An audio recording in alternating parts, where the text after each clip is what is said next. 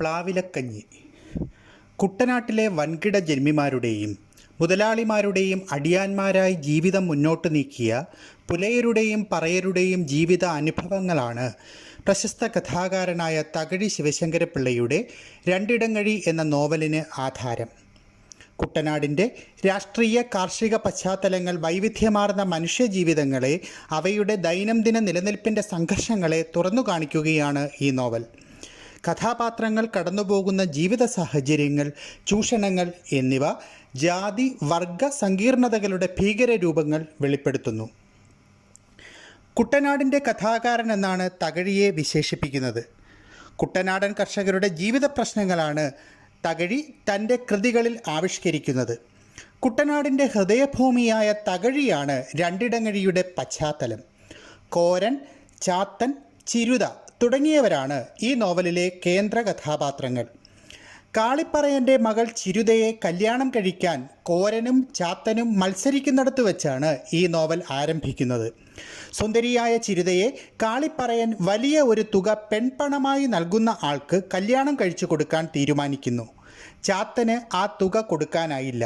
ഒടുവിൽ നാട്ടിലൊന്നുമില്ലാത്ത പെൺപണം നൽകി അവളെ കെട്ടാൻ മോഹിച്ച കോരൻ പണവും നെല്ലും സംഘടിപ്പിക്കാൻ വലിയ ജന്മിമാരായ പുഷ്പവേലിക്കാരുടെ ഓണപ്പണി ഏൽക്കാൻ തീരുമാനിക്കുന്നു.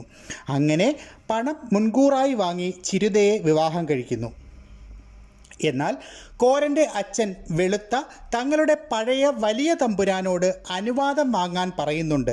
കാരണം തങ്ങളുടെ അറക്കൽ വീട്ടിലെ തമ്പുരാനാണ് അവൻ്റെ തടി. കോരൻ്റെ തള്ളയെ വെളുത്ത കെട്ടിക്കൊണ്ടു വന്നത് തമ്പുരാനുള്ള കാലത്തായിരുന്നു.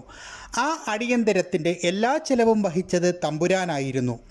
പഴയ ജന്മിമാരുടെ നന്മയെക്കുറിച്ചും ഹൃദയവിശാലതയെക്കുറിച്ചും വെളുത്ത ഓർക്കുന്നു. പഴയ തമ്പുരാക്കന്മാർ കീഴാളപ്പെണ്ണുങ്ങൾക്ക് അന്തസ്സും അഭിമാനവും കൽപ്പിച്ചു കൊടുത്തിരുന്നു.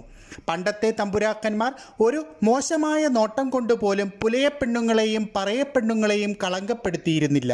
എന്നാൽ പുഷ്പവേലിൽ ഔസേപ്പിൻ്റെ മകൻ ചാക്കോ ചിരുതയുടെ പിന്നാലെ നടക്കുന്നത് നോവലിനെ മറ്റൊരു മാനം നൽകുന്നു. ഔസേപ്പിൻ്റെ പാടത്ത് കഠിനാധ്വാനം ചെയ്യുന്ന കോരൻ മികച്ച വിളവെടുപ്പ് തന്നെ നടത്തുന്നു. എന്നാൽ കൂലി നൽകുന്നതിലെ ചൂഷണം അയാളെ ഇരുത്തി ചിന്തിപ്പിക്കുന്നു. ചൂഷണത്തിനെതിരെ ആ മനസ്സ് തെളിഞ്ഞ് ശക്തമാവുന്നു. കോരൻ്റെ അച്ഛൻ മരിച്ചപ്പോൾ അവർ താമസിച്ചിരുന്ന സ്ഥലത്ത് ശവം മറവു ചെയ്യാൻ പോലും അനുവദിക്കപ്പെട്ടില്ല. മുഴുവൻ സമയവും സംഘടനാ പ്രവർത്തകനായി മാറുകയായിരുന്നു കോരൻ. സ്ഥലത്തില്ലാത്ത ഒരു രാത്രിയിൽ യജമാനനായ ചാക്കോ ചിരുതയുടെ കുടിലിലെത്തുകയും അവളെ ശല്യപ്പെടുത്തുകയും ചെയ്യുന്നു. ഇതിനിടെ പെട്ടെന്ന് അങ്ങോട്ട് കയറി വന്ന കോരനുമായുള്ള മൽപ്പിടുത്തത്തിനിടയിൽ ചാക്കോ മരിക്കുകയാണ്. താൻ പോലീസ് പിടിയിലാവുമെന്ന് ഉറപ്പിക്കുന്ന കോരൻ ചിരുതയുടെയും അവൾക്ക് ജനിക്കാൻ പോകുന്ന കുഞ്ഞിൻ്റെയും സംരക്ഷണം ചാത്തനെ ഏൽപ്പിക്കുകയാണ്. ചിരുതയ്ക്ക് ഒരു കുഞ്ഞു പിറന്നു. ചാത്തൻ ചിരുതയെയും കുഞ്ഞിനെയും വളർത്തി. ഒടുവിൽ ജയിൽ മോചിതനായ കോരന് ചിരുതയെയും കുഞ്ഞിനെയും കൈമാറുന്നു. കോരൻ്റെ സംഘടനാ പ്രവർത്തനങ്ങൾ ഫലം കണ്ടു തുടങ്ങിയിരുന്നു. വിപ്ലവം ജയിക്കട്ടെ, യൂണിയൻ ജയിക്കട്ടെ തുടങ്ങിയ മുദ്രാവാക്യങ്ങൾ ഈ സൂചനയാണ് നൽകുന്നത്.